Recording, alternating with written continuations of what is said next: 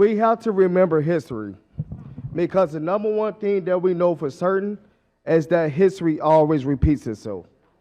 So, Mr. Johnson, I know that you can appreciate with me giving you a history lesson with you being a former social studies teacher from Elgin. Well, you plan on going back to the classroom anyway. That was the whole purpose with you taking a leave of absence, right? Well, besides the mental reason. I'm sorry, I wasn't supposed to say that out loud.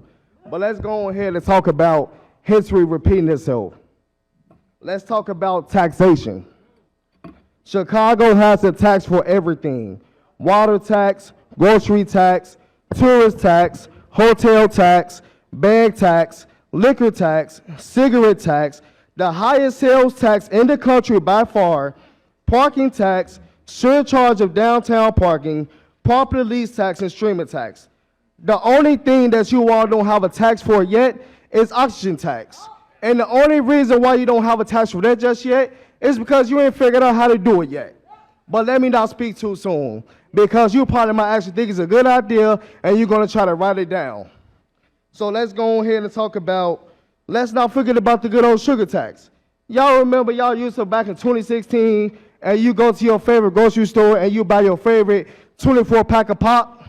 Well, you paying more taxes on that pop than what the actual cost of it is.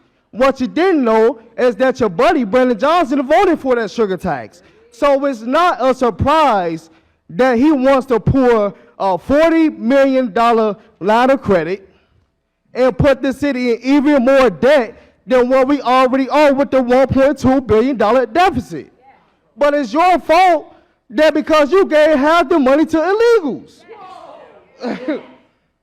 Also, it's lazy government is what you call it, so let's not forget that we gotta watch these politics.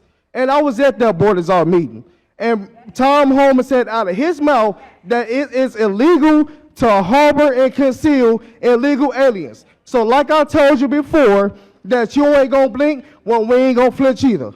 Now, I'm gonna tell you another thing. All you illegals, you ain't gonna have no Merry Christmas. You're gonna have a Merry Deportation Christmas.